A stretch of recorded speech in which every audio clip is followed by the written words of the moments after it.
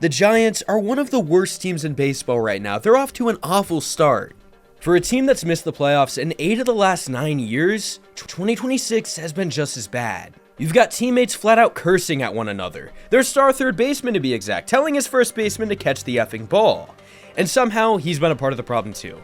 Because Chapman, one of the best defensive third basemen of his era, is playing some of the worst defense in his entire career right now. Then there's DH Rafael Devers, brought in the middle of last season to be their franchise superstar, has been bad to start the year offensively, even came in at first base for a game to immediately commit an error. The pitching hasn't been any better either. It's arguably been the worst in baseball, with a bullpen that consistently gives up runs, and a starting rotation that ranks amongst the bottom of the league. They've played so bad that the Mets announcer said he literally couldn't watch the Giants series because of how bad the baseball has been.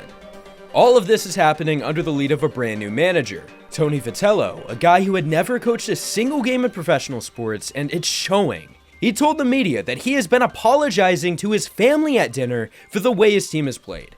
They hired him solely based on his experience in college, building Tennessee into a powerhouse, including a 2024 College World Series victory. With all of the new additions, all of the momentum finally going their way, this year was supposed to be different. Which makes it even crazier when you realize nothing has really improved whatsoever. The story of the 2026 Giants all started in free agency just a few years ago. It's 2019. Bryce Harper's a free agent, the best in baseball. He nearly signed to the Giants, but decides to go to Philly. The Giants then decide that their roster isn't worth investing money into, and they begin a rebuild. I'll be honest, things were looking dark for the Giants for quite a while. No big signings, trades, or anything. But in 2021, they absolutely shocked all of baseball. They are headed to postseason for the first time since 2016. The success didn't make a lot of sense. I mean, you're telling me a team rolling out a 34-year-old catcher, a 33-year-old first and second baseman, a 34-year-old shortstop, a 35-year-old third baseman, and an outfield full of 30-plus-year-olds somehow won 107 games? No, this was a complete anomaly, and I'm not sure we'll see anything like this for a long time, if ever again. Just to provide some perspective, the two Dodgers teams that just won the World Series had 93 and 98 win seasons, let alone anything above 100. I speak for everyone when I say this was a very fun season, but it sucked to see it end so badly, as they were eliminated in the NLDS. Still, their loss wasn't a surprise. It still felt like they were a lot of players away from a championship, and they agreed with that. So in 2022, the Giants were in deep negotiations for Yankee star Aaron Judge. They're on the brink of signing him. A massive report comes out that Arson Judge is going to San Francisco, only for that to be false, and he stays with the Yankees. But a maybe Arson Judge in an alternate universe is crushing 60 home runs for the San Francisco Giants. You never know.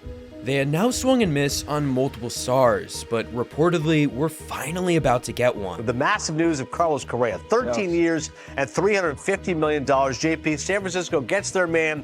They needed a big fish, needed a star. They strike out on Judge, but they do get Correa. With the agreed upon contract, they had their shortstop for the next decade, but then Correa was scheduled to be introduced to the media out in San Francisco, but then we got word there were reports of issues with his medicals. With the medical issues, he didn't sign with the Giants.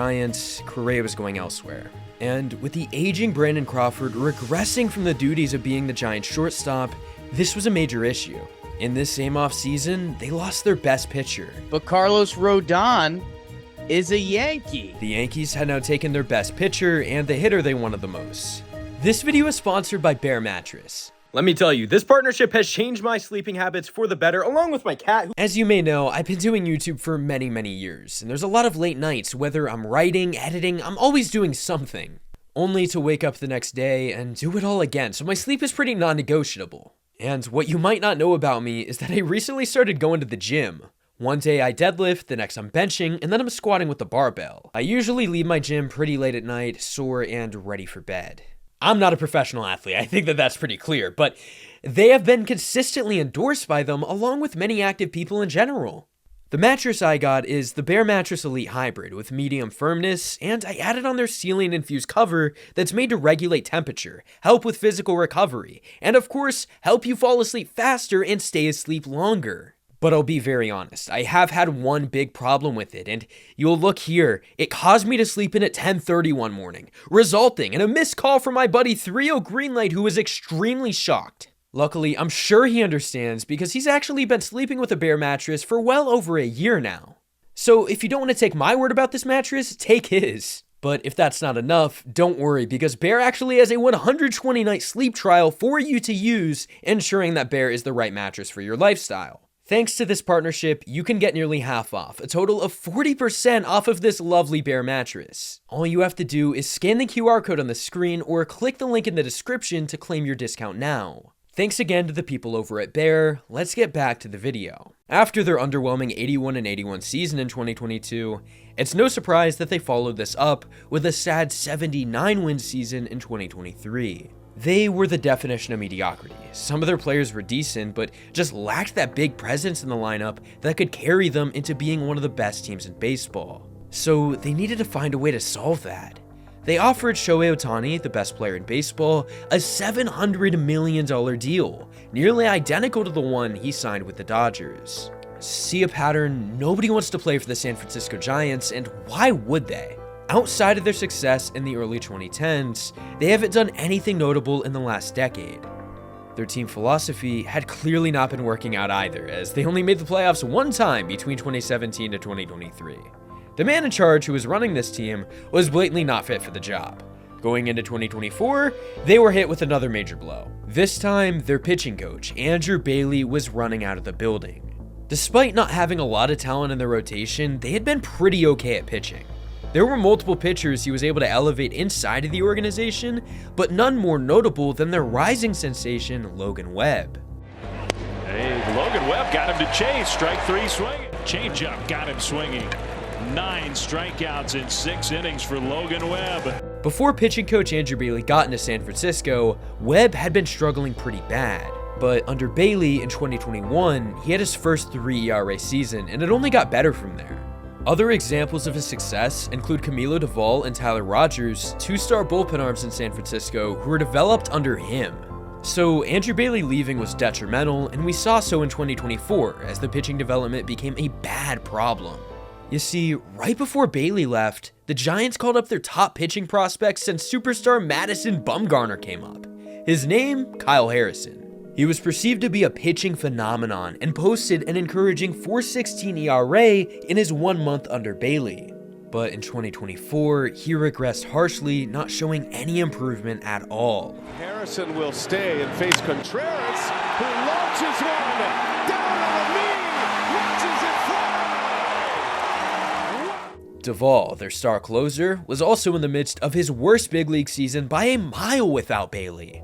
As for their lineup, they had finally spent a lot of money, adding third baseman Matt Chapman and outfielder Jung-Ho Lee. Chapman was excellent in year 1, but Lee was hurt nearly all year and struggled when he did play. This marked their 3rd straight losing season, but they were finally about to change course in the front office, firing their GM and hiring Hall of Fame Giant catcher Buster Posey. A controversial decision to say the least. Quite obviously, he has no experience in running a team along these lines. He was an advisor with the Giants, and certainly he has an amazing baseball mind. We all understand that. But running a team, acting as president of baseball operations, that is a much different thing. Yes, the Posey hire was very risky, but could prevail into being something the Giants could be proud of. Arguably, the biggest help he could bring is properly allocating the financial side of things on the right players. And pretty quickly, he got to work on a massive signing. Willy Adames to the San Francisco Giants, 7 years. Willie was one of the best power-hitting shortstops in all of baseball. I was a massive fan of the addition. It was automatically inserting 30 home runs into their lineup from the shortstop position. And Adames gave us some insight into Posey's recruitment strategy. The Giants made it easy, bro. Yeah. Like, they were like, you're the guy, we want to sign you. Like, we want you to come here, and like, we want to, you know, do things with you, like with Chappie and Webby, like, you're the priority this offseason. And I was like, man, like, really? It felt like if they could do this with one more free agent, they could be contending in 2025. Because it's important to remember they play in a division with the Dodgers, Padres, Diamondbacks, an entire division committed to winning baseball. And unfortunately, nobody else made their way into San Francisco. In fact, they even lost one of their best pitchers from 2024, Blake Snell. Nobody really knew if they were going to be good enough, but in 2025, they showed the world that they were amazing.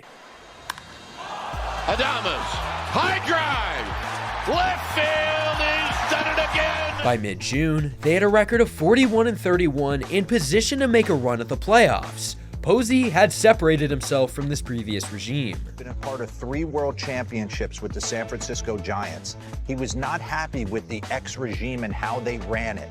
And nobody, and I mean nobody, could have understood what was about to happen next. The San Francisco Giants are acquiring Rafael Devers from the Red Sox. I have chills. I mean, this dude... Rafael Devers. Franchise guy. Rafael Devers was the man in Boston, but now the man in San Francisco. I mean, you know, Rafi, he's one of the best hitters in the game. I mean, you see what he's doing, what he's done in Boston, and the way that he contributed with the bat. Driven into the gap, and nobody's there, and Devers off to the races. They inherited his 10-year, $313 million contract for him to lead the team. Over the next few weeks, everything was supposed to be great. But by late July, they had the worst record in baseball since making the Devers trade, with a record of 13-22. Aside from a bad starting rotation, the lineup was tied for the fewest runs in all of baseball. And in his first 35 games as a Giant, he hit just 4 homers and an underwhelming .230 batting average. In fact, Posey decided to become a seller at the deadline, trading away star bullpen arm Camilo Doval to the Yankees. The Giants had a final record of 81-81, missing the playoffs, so Posey fired their manager and began a recruitment for a new man to lead the team, and immediately someone stuck out to him. You know, when we first started talking to Tony, it was abundantly clear that he was a natural leader. He's a motivator, tireless worker, and someone who understands how to build culture. He was only the beginning in their early steps to building a 2026 contender.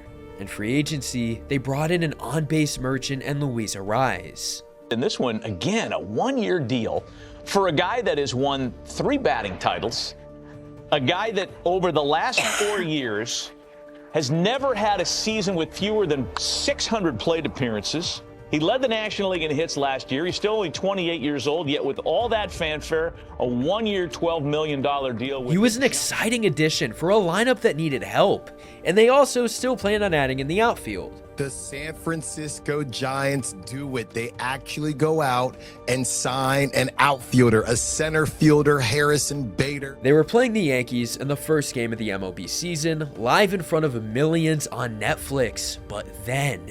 2 from Webb. Bouncer heading up the middle, and that's going to get through and drive in a couple of runs. 3-0 New York. They were pouring it on Logan Webb. As they threw a ball into third base, they hit the runner, the offense wasn't any better, the Giants scored nothing all game. In their first 2 games, they were off to an embarrassing start. Shut out back-to-back games, 4 combined hits. When asked about this start, their rookie manager's response was embarrassing. Kind of put it on me a little bit, get all fire and brimstone a few days ago. And, you know, I think some good words were shared, but I also think as of right now, it's a little emotional in there. 2 games into the year, and you're talking about how you've already lost your clubhouse? Not a good look, and things only got worse. Second inning single. Holds a third. Chapman keeps it on the infield, makes the long throw. It can't be handled by Devers. Devers' defense was rough, and in a separate game, Matt Chapman chirped at his first baseman for dropping a ball, sparking controversy. After this Matt Chapman incident, their rookie manager stupidly told the media that things are worse behind the scenes, specifically that there have been 2 unreported incidents behind closed doors. This brought unneeded attention to an already struggling team. I'm not expecting them to have a bad season, I'm just expecting another 81-81 type of mediocre season. 18 months of work for Buster Posey has not been enough. What's even more concerning is that their manager's start to the major leagues looks disastrous, which is rather fitting for a franchise that has been nothing short of disappointing for years now. Do you think that they're going to turn their season around or not? Will it be another mediocre year? Let me know in the comments down below, and if you did enjoy, definitely subscribe, it would help me out a lot. Peace out.